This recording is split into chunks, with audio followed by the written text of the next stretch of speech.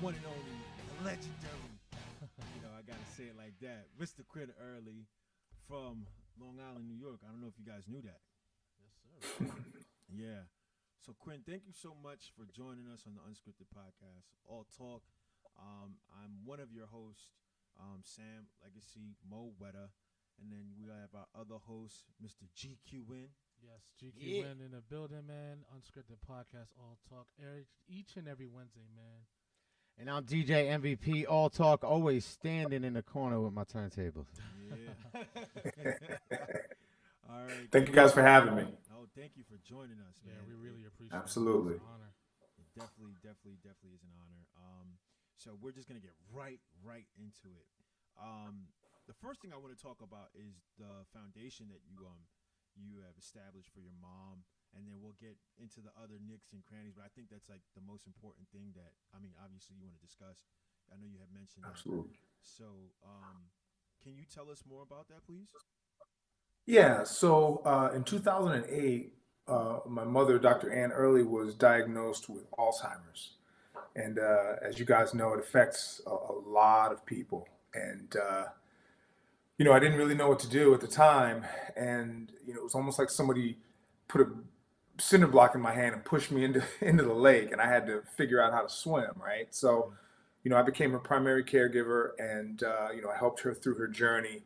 And unfortunately, in 2013, um, she succumbed to the disease and she passed away.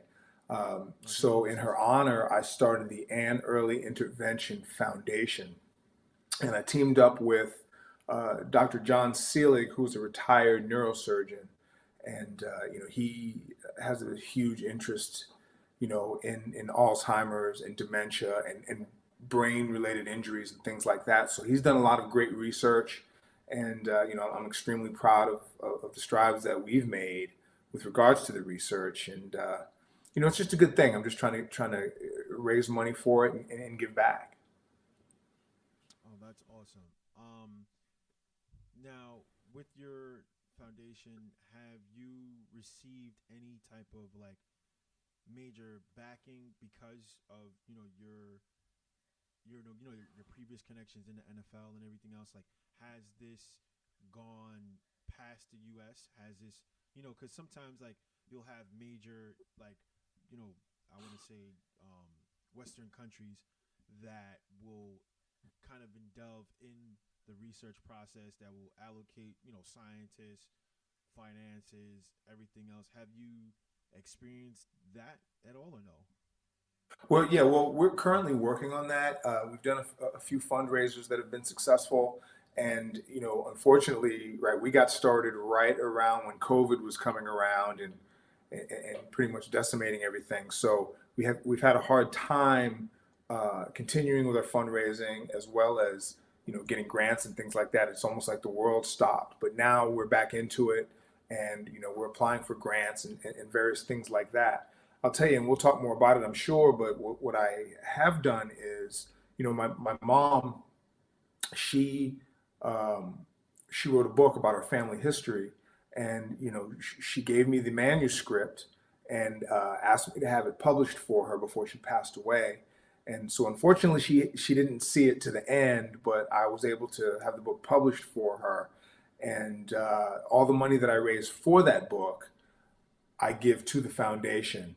And then I do other things, as you guys know, and I'm sure we'll talk about, is, I do some things in Hollywood. And the money that I make, from those projects, I also try to allocate, to the foundation to try to help and raise money. So we're doing a bunch of things, and hopefully some of those grants and some of those corporations that we've reached out to, some of that will start to pay off and come through. That's awesome. That's dope. Um, so now to get into your early life, being from Long Island, how was that for you? Making this transition. I saw some of your records with your high school, and which are still haven't been broken, which is pretty cool. Um, In like 100 years. yeah, so it's like you. How was like I want to do this. I want to go from high school to college to the NFL, and I want you to kind of just break that down. So obviously, first is high school because everybody talks a good game in high school, and it's I'm gonna make it to the league. I'm gonna do this. I'm gonna do that. But who's to say you're actually going to accomplish that? So how was your how was your mindset then? Well, I'll tell you, so I was just a regular kid, right, from Long Island.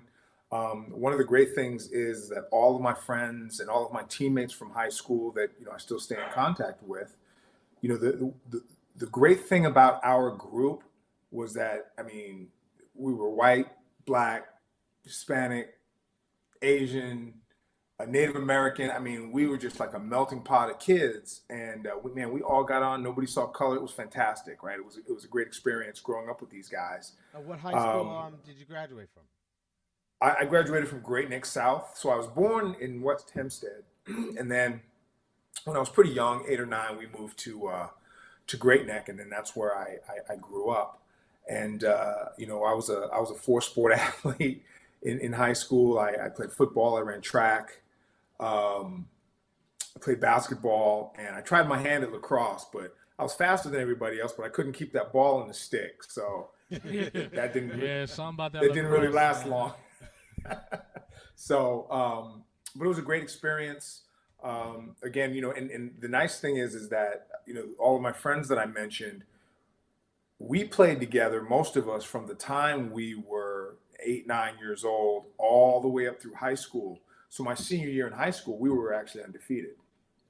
And I think that's the best football team that school had ever had to that point. So that was just a great experience. It's funny because when I was at that school, I think we were known more as an academic school. Like a lot of the kids went to Ivy League and Harvard and Yale and Princeton and all those places, and we weren't really known as a school that raised great athletes. And so I kind of got overlooked in a lot of areas, which was fine because that put a chip on my shoulder and it made me work hard. And we were playing, I think it was Lynbrook one week, and one of the coaches, Bernie Wyatt, who was the East Coast coordinator for the University of Iowa, he was there at the game, and he was looking at a kid from Lynbrook, and I think I caught a kickoff, and I returned it for a touchdown, and he was like, "Who's that?" And then that kind of started the ball rolling, with people starting to take notice of who I was and things like that. So I went through the whole recruiting process, and I'm thankful for that opportunity. That's dope. That's dope. How was your support system? You mentioned your mom and creating her manifesto for her and everything else. Like, do you feel like she was the key proponent to your growth and progress? Absolutely. My mom, I always tell people when they ask, she was my hero, and she was my role model. I have 2 older brothers. They both still live in New York. One lives on Long Island, and the other one lives in Manhattan. And my father left. They were quite a few years older than me, so they were 7 and 8 years older than me. So as I was coming up, by the time I was 12, 13, they had already moved on out of the house, and they started getting married and things like that. And my father left when I was about 12, ready to turn about 13. So it was pretty much me and my mom. And my mom was always a housewife.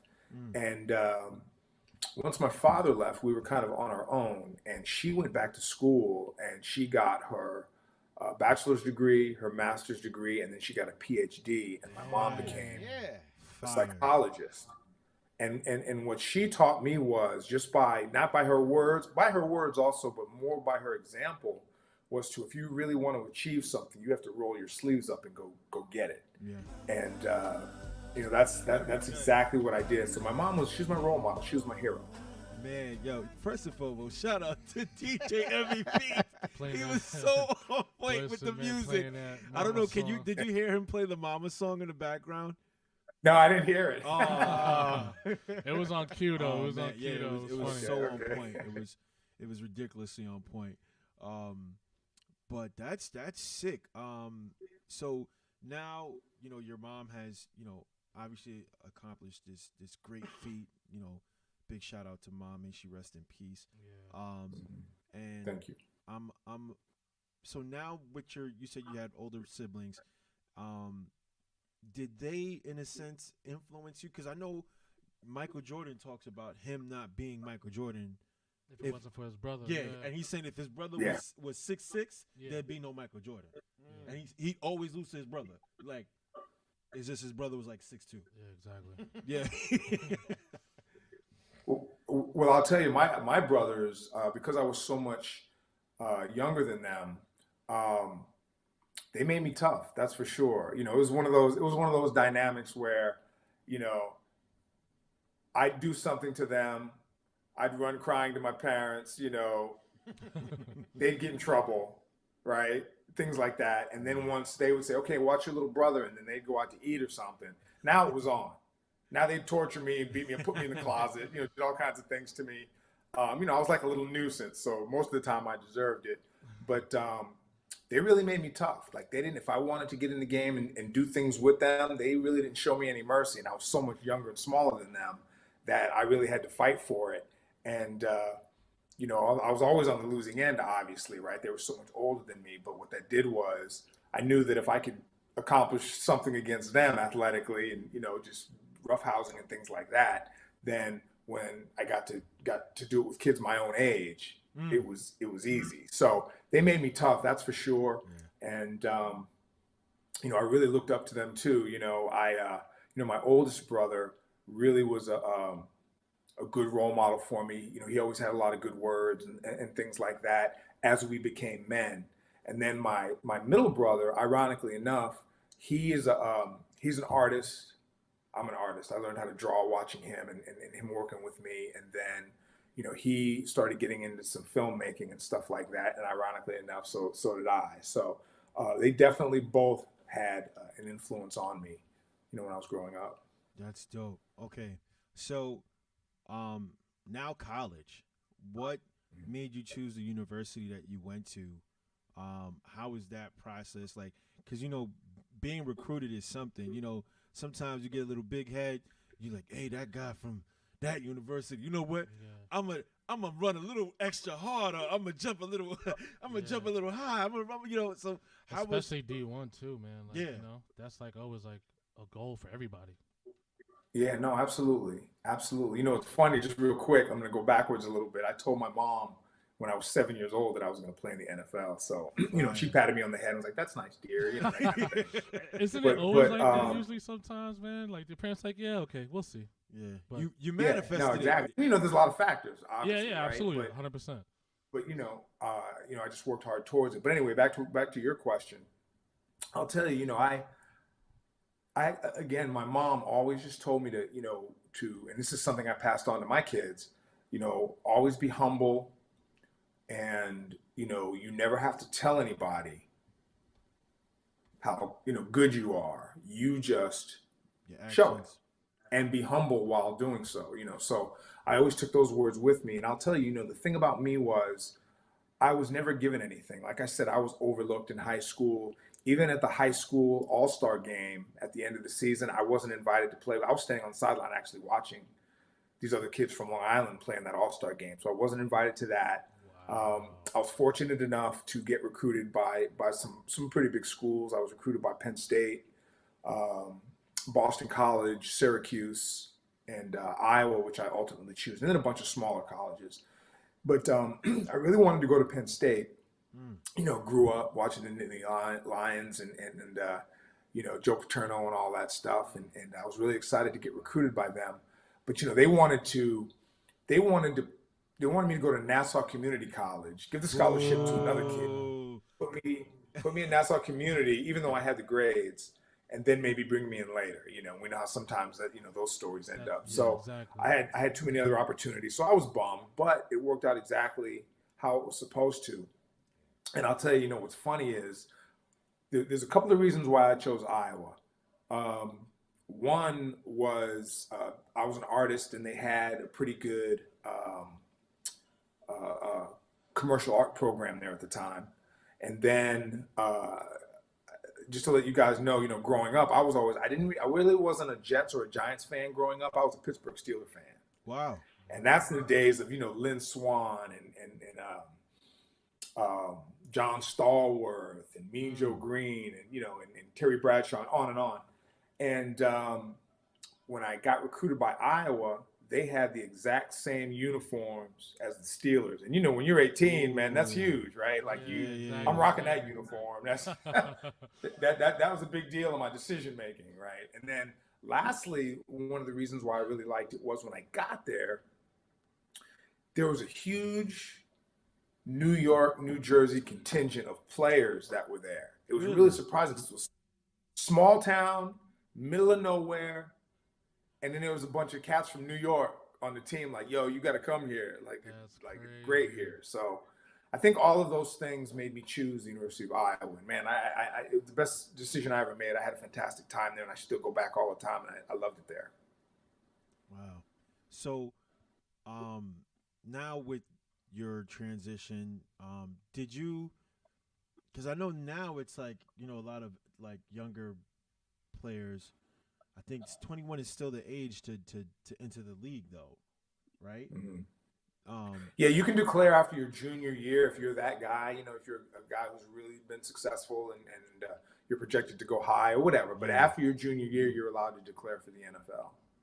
So I went to West Virginia University. So the guys that graduated with me were Adam Pac-Man Jones, and Chris Henry. May he rest in peace. And they didn't graduate.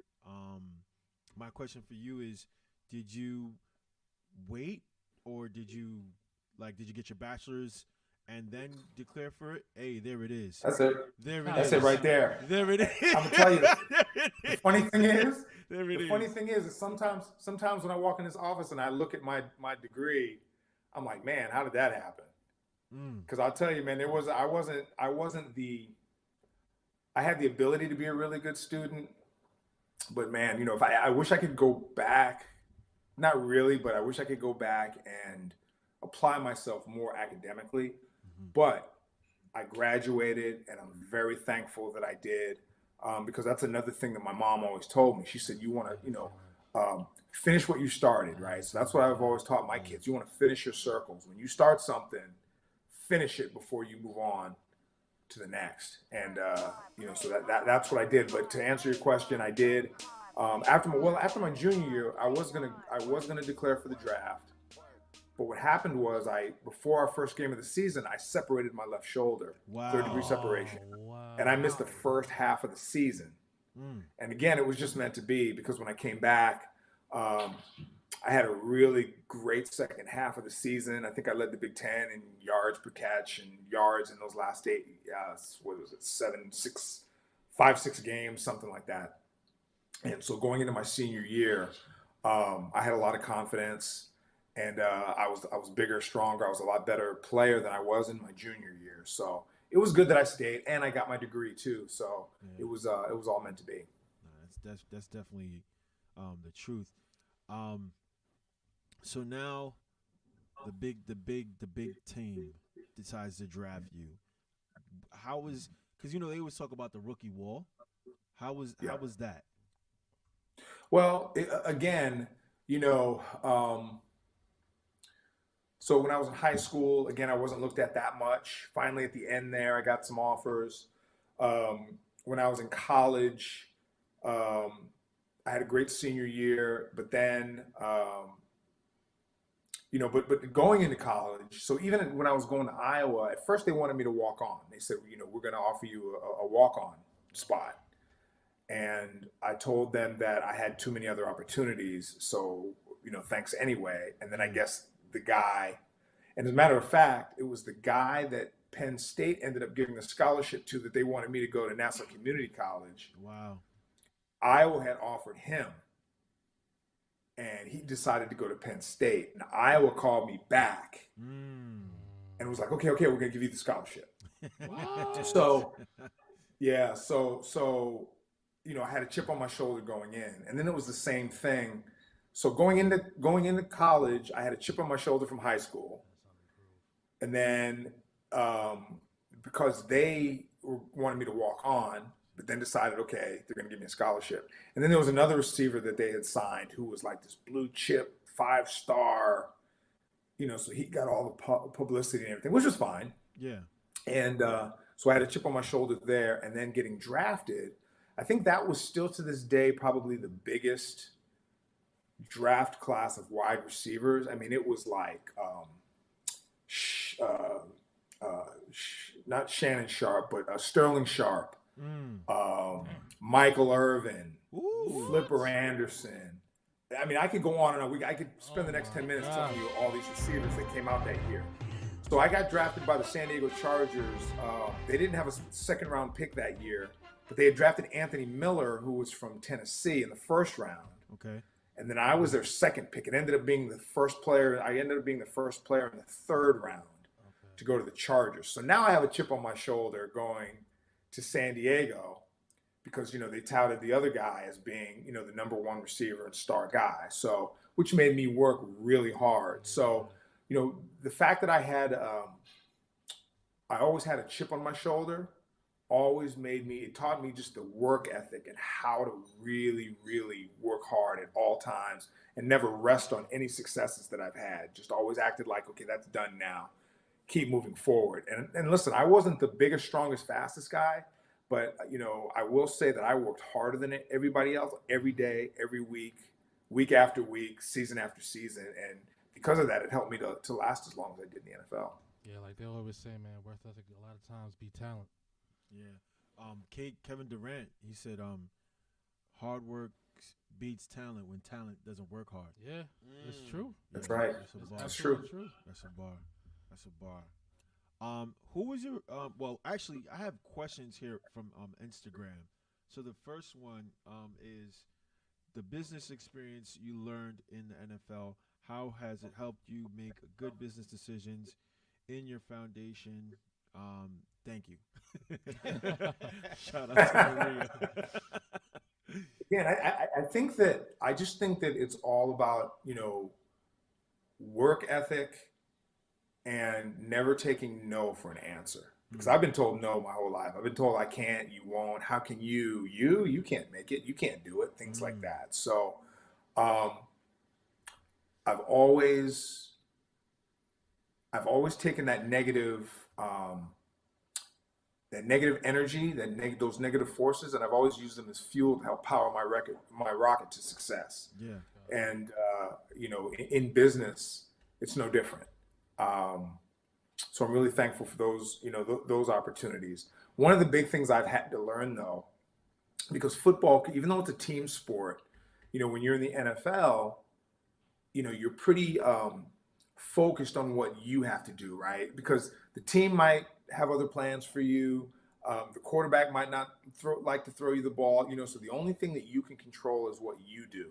Yeah. And so in that way, it was very individualized. And what I had to really learn how to do in business was learn how to work with others, because everybody works differently. Everybody's not going at the same pace as the other person. And I'm the kind of person where if you give me a task, I get it done like right now. Okay. Because I might not remember tomorrow or next week, or you have expectations that I'll have this thing done, and then 3 days go by. Where is it? So I've always been that way.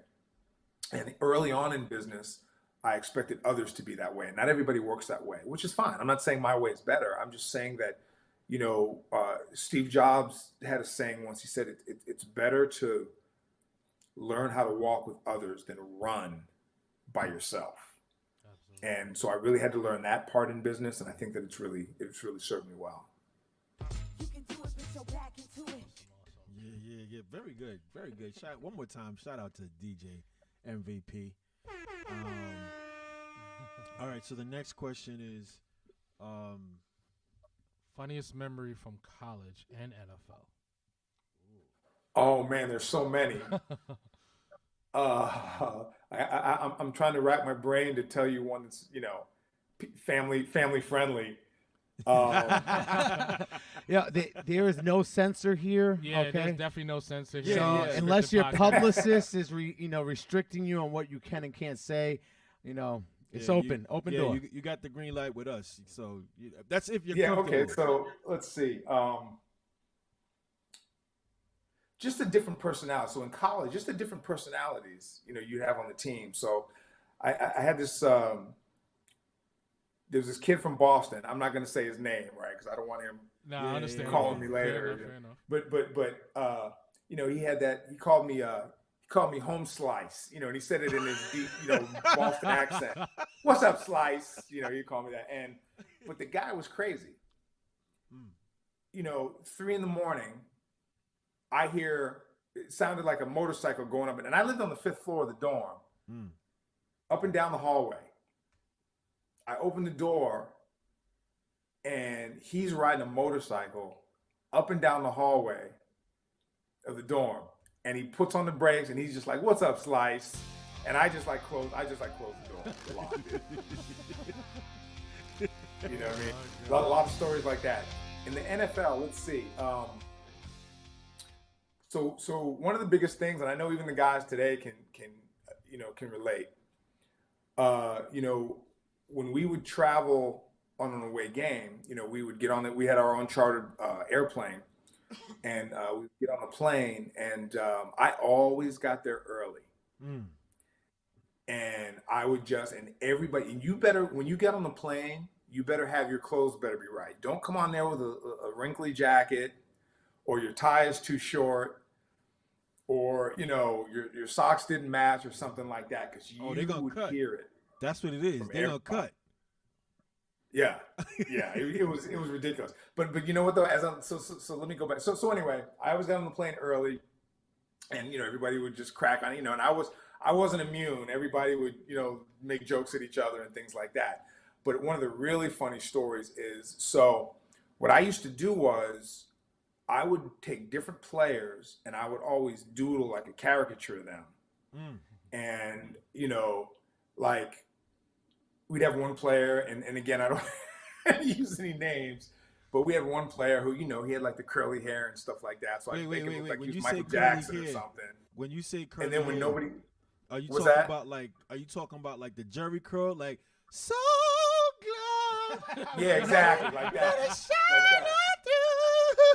Is it one of those? Like, is that what you meant? Like the drip on the activator? So what I would do, I'd do these caricatures, and then when nobody was looking, I would pin them up on the bulletin board and just walk away. And half the team would be, I'd come out of the training room and half the team would be around this board, and they would just be cracking up laughing. And every day I would do like a different caricature of all the different players and stuff like that. So that was pretty funny. And I'll tell you, man, being in an NFL locker room, you better have thick skin. I can't imagine, man. Because it's only a matter of time before it's your turn to get cracked on. And you got to laugh with it, and you got to be able to take it, because if they see that you can't take it, it's over. Man, they go. It's over. They just kill you. Yeah, they kill you. Especially with somebody like me. Oh, he hurt. Oh, he mad. I already know how that is, man. I already know how that is. Yep. So I have one more question from Instagram. They asked, football today versus when you played, what do you visibly see as far as the changes? Well, I think there are a lot of changes. As far as the game itself on the field, I think they've made strides as far as trying to make it a little bit safer with regards to, head injuries and things like that. Yeah. But I think in another way, it seems to me that there's a little more injuries. And the reason I say that is because when I played, we used to bang every day in practice. Not every day, but we in training camp, and we got after it. Our Tuesday, Wednesday practices were contact, right? We were in full pads. Yeah. And nowadays they really don't wear pads that much, and I think the emphasis is to keep the players safe, for physical reasons, but also for monetary reasons, right? Guys are making $10 million a year and things like that. So now the head injuries have gone down, but I think other injuries, I don't know the statistics at all, but it just seems that way. And I'll tell you, when I played, the game was a lot rougher. I mean, the quarterback used to get picked up and slammed on his head. I used to run over the middle. And man, those guys, if that ball was high, man, you get cut in half. And that was their goal, was right. So plays that were good, solid hits back then. Today, that's a dirty player. He's fined a bunch of money and might get kicked out for the next game, or might get kicked out for contact to the head, things like that. So the game has definitely changed. I think it's gotten a little bit easier, but still fun to watch. And then as far as the other stuff, when I played in college, if you didn't start as a freshman, you just you kept working hard, right? And by the time I was a junior, I was the guy, and by the time I was a senior, I was really the guy. So you kind of waited your turn and you earned what you got, right? And some guys, obviously, right, if they were the guy, they could come in as freshmen, but that didn't happen for everybody. Nowadays, it's so easy to leave.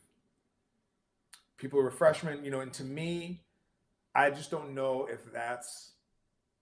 I get it. Everybody wants to go to the league. Everybody wants their opportunity to be on the field and all that stuff. But that's kind of a yes and no type thing for me, because if you go in as a freshman and you're not starting right away, and you go and transfer, to me, what that does is that now it's like, if I don't like my situation, I quit. And I'm going to go somewhere else. So again, remember earlier in our conversation, I was talking about finishing your circles, So maybe I'm old school that way. Maybe, it's different now, I guess. But to me, it's like, you don't just leave because you don't like your immediate circumstance, right? Everything is such a short attention span. If things aren't your way, then you quit. Instead of persevering. Oh. No, that's. I think he has a little blackout. That's not us. We still live. So I think Quinn got a little technical. Quinn, you back? You see me now? Yeah. Okay, there we go. All right. There's no earthquake over there, right? We know how California is. No. All right. I think just having some software. Not software, but So internet issues on his end. So, but you back? Are you back? Yeah, I think I see you. Yeah, we're about to start the second half of this show, ladies and gentlemen. Very good. Hope you guys are ready. We have a very explosive player that we're interviewing, with Sam on the QB position and Quinn picking up all the leftover questions. Quinn, you back? All right, yeah, you're back. You're back. All right, good. We just had, we had a little weird freeze. It's like that. So here's. Oh, look, somebody said nice save, DJ. It was. Definitely was. All right, so here's. I actually did have a question though. Yes, he has a question. Yeah, sorry about that. Do you feel like, I know like the NFL and everything like that has been a little bit safer. Do you feel like it takes away the game, because like even like in the Super Bowl, like the last Super Bowl that just passed, like even like when like fourth quarter, they'll call some plays, and like sometimes like they won't let like the players play the game. Yeah. Do you feel like the game got a little bit softer, even though like I know like with they're trying to make everybody safe, but do you feel like the game has gotten softer though? I mean, obviously, I'm from an era where everybody, man, you got smashed. I mean, there's a couple times, man, where they had to come get me, and I didn't know how I got to the sideline. That was just part of the game. And I'll tell you, man, I saw the biggest, strongest, meanest guy on the team, and he'd get knocked out, and the other dude on the other team would be like standing over him, talking, get him out, get out, and you just be like, wow. I mean, it didn't matter if you were King Kong out there. King Kong was going to get it at some point. No, that's a fact. You played with Ray Lewis, right? Like as far he was actually a little younger than me, but I played with dudes like Bruce Smith. Okay. I mean, towards the end of Ronnie Lott's career, some of these guys, man, like my rookie year, it was like, Mike Haynes from the Raiders, Jack Tatum. I mean, some of these cats, man, it was just like they were ballers, man. And they, those guys, man, their hands would be in your face mask. they'd be talking. It's funny. So my rookie year, we're playing the Dallas Cowboys, and I'm playing against cats. And I watched in high school, and I'm like, there's Tony Dorsett.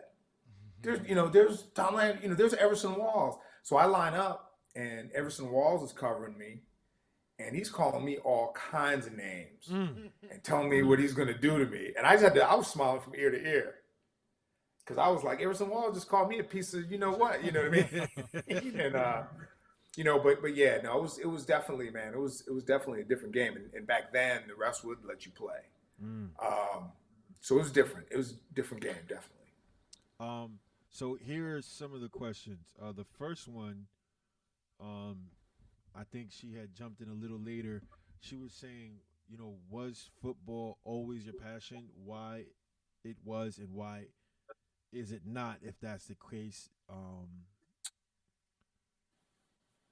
Yeah, I definitely, when I was a kid, it was funny because my whole family, when the game was on, I'd sit I'm this close to the TV sitting there watching the game. And, my parents were like, what's he doing? Like, nobody in my family really watched football. I just loved the game for some reason. And even when I first played Pop Warner football, I just came home with a uniform. I went down there. I signed up myself. They gave me the permission slip to take home, just have it signed. But the coach gave me all the equipment. I rode home with it on my bicycle. And when I got home, my mom said, "Who told you could play football?" And I said, "The coach did." Oh, shoot. And she was like, "Boy, you're a mess." And she signed it and she gave it back to me, and that was the start of it. But yeah, it's always been my passion. I've always loved the game. And I always tell people, football, it's like a microcosm for life, but it even more so the camaraderie. You have to get along with everybody in that locker room, all the different personalities, all the different backgrounds, where people are from and things like that. You might not necessarily get along with everybody, but on that football field, everybody has to everybody has to do their job. And the weak link is the reason why that play didn't work. So when you're on a really successful, team, it's because everybody works like a machine.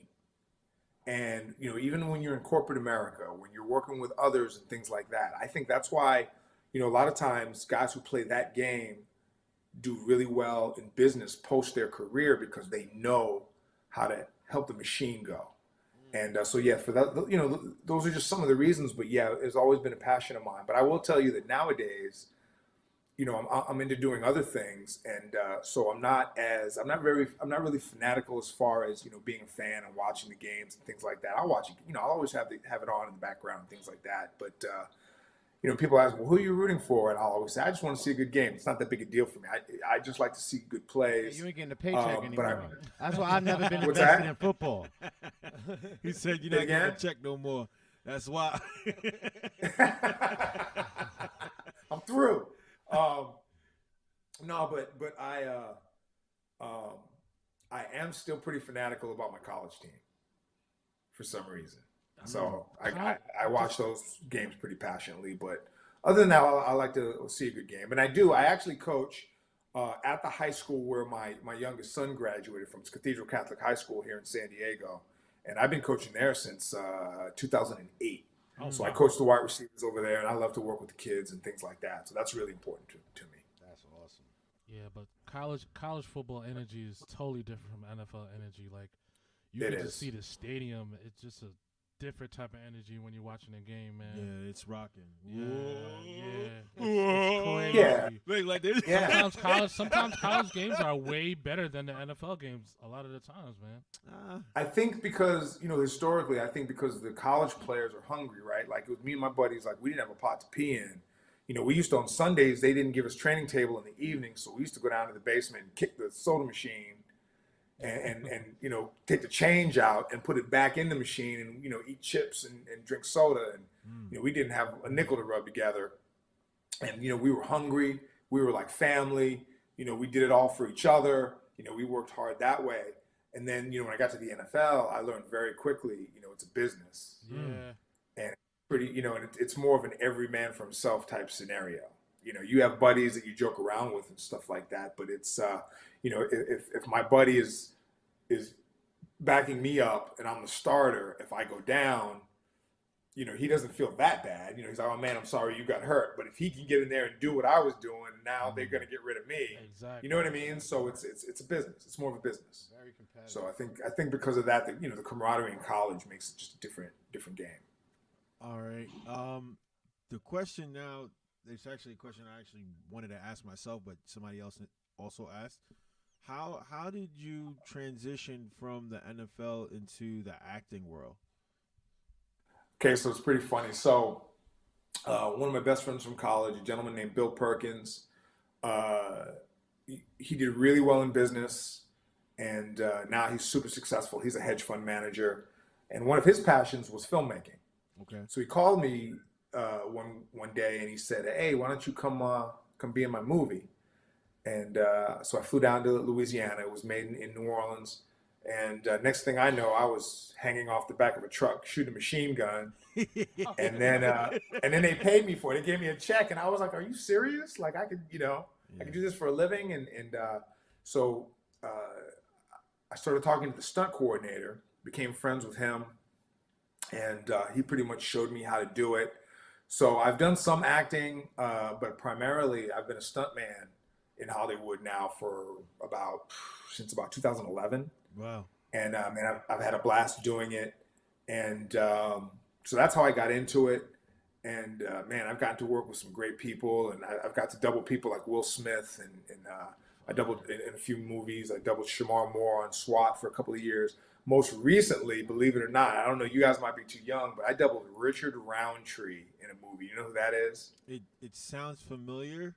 If you tell me the Richard movie. Roundtree is the original. You remember the movie Shaft with Samuel Jackson a couple years ago? Right.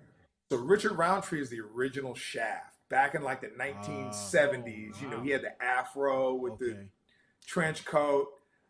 And, you know, back in the 70s, they had those blaxploitation movies, Three the Hard Way, and, you know, Dolomite and all those kind of movies. Of course, yeah. And yeah. So Richard Roundtree, at this point, you know, the guy's 80. He's in great shape, by the way, but he's 80. And what they did was they had me come double him. So they painted like the gray beard on me and put the gray wig on. And the movie it's called Thelma, and it's about this 94-year-old grandmother who's in a nursing home. And she gets scammed out of like her life savings. So she gets on her scooter and goes on a rampage, vendetta, to get her money back. And Richard Roundtree is her partner in crime. So my biggest stunt was we get to ride around on these little orthopedic scooters. And my biggest stunt was high-speed, head-to-head, 3 miles per hour collision. You should have seen it, man. They yelled cut, everybody just started laughing. I mean, it was, but I had a lot of fun doing that. But I've got to do a lot of great things, and you know, I get to coordinate some shows, and you know, more recently, I started writing, and I've actually sold a couple of my screenplays. And next week, filming begins on one of the screenplays that I wrote. So I wrote the film, and I'm the stunt coordinator on the film too. So I'm basically trying to transition, because listen, truth be told, man, I'm not the youngest cat in the room. So getting thrown through a plate glass window is not quite feeling like it once did. So, you know, starting to transition more into being more behind the camera instead of in front of it. So the question I have for you with that, right? Because these guys know that I act and I you know, have like a script that I've been working on forever. He wants to know if you have any extra parts for him. Maybe. Yeah, come pretty out to much. San Now I'm Diego. kidding. I'm kidding. Yeah, come on I'm out. kidding. The question is really is did you go to school for any of this? Did you take any classes to hone this skill? Because, like, you know, not to put my business too far out there. Like I have people that are working with me to get this out, but they're like, it needs a little bit more. And, you know, me as a writer, it's just my imagination. There's no like, oh, I went to formal school. I just have this crazy idea, and I don't want to say it on air because, you know how the universe works. Oh, that's a great idea. Hey, about I'm that gonna write idea, it's story. mine now. You know, so yeah. did you go to any like school or like? So what happened for me was, remember I told you about my mom's book, right? So our Yes. family history, and just real quick. So my great grandfather, 7 generations removed, he was a free man of color, who he was an indentured servant for 6 months. Mm. Then he went on to buy his own land, and he became one of the wealthiest landowners in the South. This is pre-Civil War. It's a crazy story. The book is called Bryant Acres. So after I read the book, I opened my computer and I just started typing, and I wrote this 200-page thing, and I had no idea what I was doing. I showed it to somebody in the industry, and they told me, "Congratulations, you have a beginning, middle, and an end." And then they told me how crappy the script was. Oh, wow. And then so what I did was I went back, and she said, "I want you to read these 3 books and these 10 scripts," and that's exactly what I did. Mm. And then I just started I took some online type courses. And then what's great is one of my childhood friends who lives out here in California, he had been writing for a few years. So I got together with him, and I mean, we grew up together. We played football together. And, he kind of mentored me, and I learned, the structure of writing and things like that. And I write every day. Mm. And so I started back in 2018. So what's that, 6 years now? And I still feel like a beginner, but I write every single day to try to sharpen that tool. And I'll tell you, I was really fortunate because I wrote a screenplay. It's called The Angel of Harlem. And I wrote it for Will Smith initially. And I got together with his script guy, his main script guy. And at first he was like, "Who are you? What?" And he was kind of apprehensive. But once he read the screenplay, he said, "Quinn, this is a really good story." Mm. And what he did was he mentored me for the next year out of the goodness of his heart, man. I'm so humbled and appreciative. And by the time he was done helping me craft this script, at the end of it, he said, "Quinn," he goes, "this is a good script." He goes, "and good scripts find their way." Mm. And 2 months later, I sold that screenplay. Wow. And it's slated to be, and this is going to be a big budget film, and it's slated to be made sometime this year. So it's a Christmas story too, by the way. So I'm really excited about it. So I've just had some good people around me. It's still a work in progress, but no, I haven't taken any official classes on it, but I've taken a lot of online courses. I watch YouTube videos. I've had some mentors, and then I just try to polish and write. I try to, even if I write 1 page a day, I try to write every day. So it's really helped me a lot. I could definitely respect your method because I feel like in any field, there's so many courses or an education, and it's business. It's about getting your money. When you actually take the initiative to self-educate, you're going to get all the information you need, absorb it, and then grow in the direction you need to, whatever it is, music, acting, architecture, there's some things you need a degree for, but we could really educate ourselves better than anyone else can teach us. Agreed. And I'll tell you, even with stunts, for example, right? I've met people that are like, "Well, how do you get into it?" And people go to these stunt schools and things like that. But I pretty much just hit the ground running. And in my first few jobs, I was on there, and I didn't know what the hell I was doing. Mm. It was like fake it till you make it type stuff, Learn as you go, pretty And much. but once I was in there, I was in there. And then I learned and I grew as I went along. And then, some of the guys that had been around a while started mentoring me. "Hey, make sure you take, some tactical, gun classes. Make sure you learn how to ride a motorcycle. Make sure you know how to, you take fight for film classes, things like that." So, and then over the years, you start honing those skills. And I've even heard people like a bartender, for example. They started off as the busboy. Then the bartender started showing them how to make some, and then all of a sudden they're a bartender. Yeah. Instead of going to bartending school type of thing. Yeah. And I'm not saying that those things are bad. I'm just saying that a lot of times it's just like you said, you get the knowledge by being there and being a part of it. And those are kind of some of the things that I've done. And, I've been really fortunate both with, the acting and the stunts, and then also with the writing as well. So my question for you now is, if you had a choice, because it's funny how everything all correlates. Like athletes sometimes want to be musicians, and musicians want to be athletes, and now you're doing the acting thing. You know what I mean? Like the only person I can think that has done all three on a major level is Master P, because he played in the NBA for the Raptors and Orlando. He has his movies, and we all know his music. So he's like the only person that's like accomplished all three. So my question is like, if you had a choice, right, to which one do you love more, the acting or the football? I would say definitely the football. Okay. It's something that I've done my whole life. Okay. So I played football from the time I was 7 until I was 35. And then after that, I've been coaching football ever since. So there's really only 6 years of my life that I haven't been affiliated with football in some way.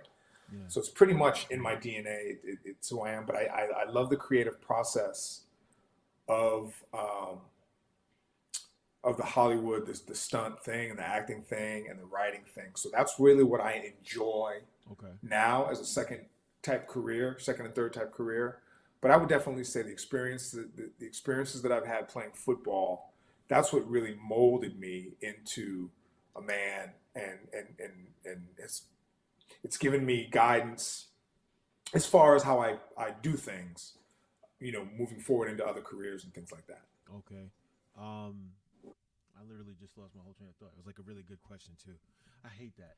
You know what I was thinking? Like, even though you're writing and you're into the stunts, for some reason, like a football documentary, I'm feeling that, like, it might happen. Something like the history of your alma mater, or even a documentary about your career and how the game's changed, because we've talked about that throughout the show, like, and that you have like access to those kind of platforms. I think that'd be interesting.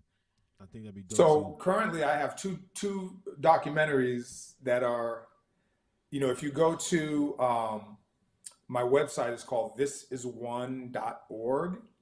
I wrote so what happened was, a couple of years ago, a movie producer called me and asked me if I would be interested in being the football coordinator on a period piece about Niall Kinnick. Niall Kinnick was the first and only Heisman Trophy winner from Iowa.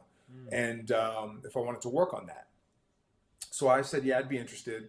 So from there, I actually started doing some research on old time football, and I found this picture of it. It was the 18 like the Leatherhead days. Right? What's that? The Leatherhead days, with the leather helmets. Yeah, dude, this was even before that. These cats weren't even wearing helmets yet. This is the 1895 Iowa Hawkeye football team. There was a black kid in the picture. His name was Frank Kinney Holbrook, and he was the first black athlete. He was a two-sport athlete at Iowa in 1894, 1895.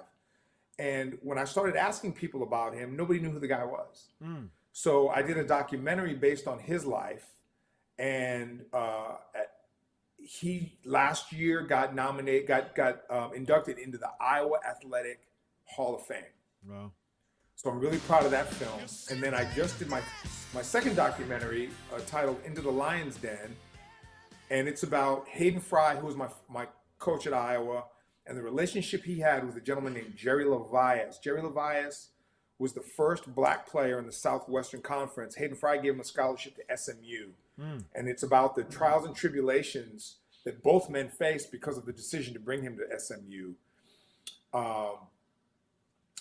And their relationship post him graduating, and they were friends all the way through decades later. It's a really heartwarming story. So I've got those two documentaries. I can give you guys links. Yes, if you please. go to thisisone.org, you can go on there and you can watch the trailers, and then you can actually watch the documentaries from there.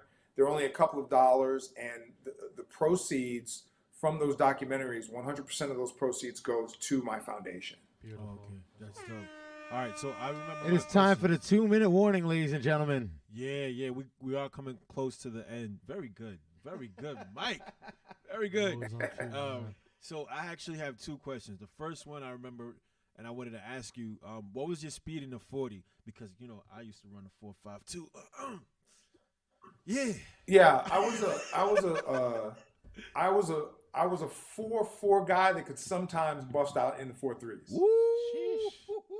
So I could get in the 4.3s sometimes, but consistently I was in the low 4.4s. Oh, that's fire. But I was a track guy too. Yeah, track, yeah. Okay. Exactly.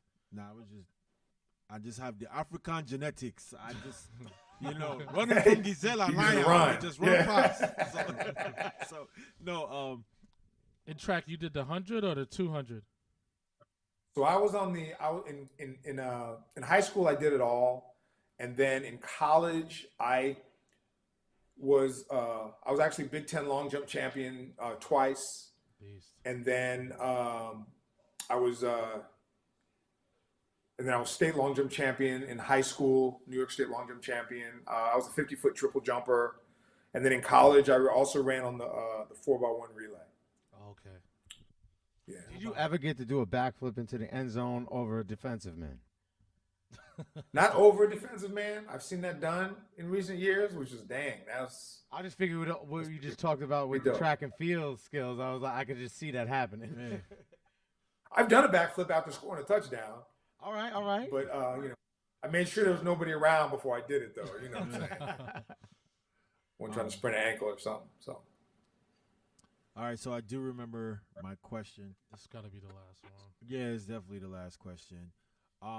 With your choice, movies or TV series, which one would you prefer?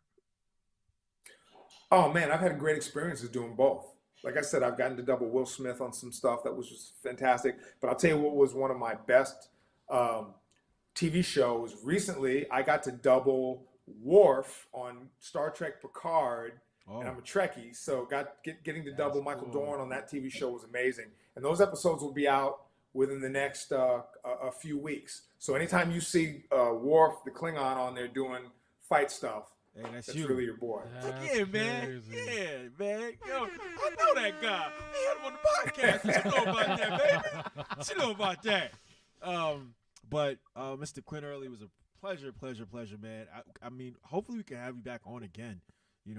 Absolutely, and just talk other stuff, not just football and other stuff. Just maybe like how has it been being a father and living in San Diego? Correct? Is that where you're located? Correct. Yeah. Yes. And which and it's getting ridiculously expensive. Like you want air? That's going to be $35. You're like, yeah, no, it's true. Like, let's go. But you can't beat the weather, though. Yeah, I can imagine. That weather is always beautiful, though. Heard it never. Hold on, did it get snow? San Diego, but no. Cali did get snow. On the higher elevations, yeah. Like Sacramento. You can look up in the mountains. There's snow up in the mountains. Yeah, definitely, but not like where he's at. He's at the southern part. That's like he's close to like Mexico in a sense. Yeah. That's why they had the song, "It never rains in Southern California." It rained last week a few days though, but yeah, no, it's beautiful. It's beautiful here for sure. Okay, so please give.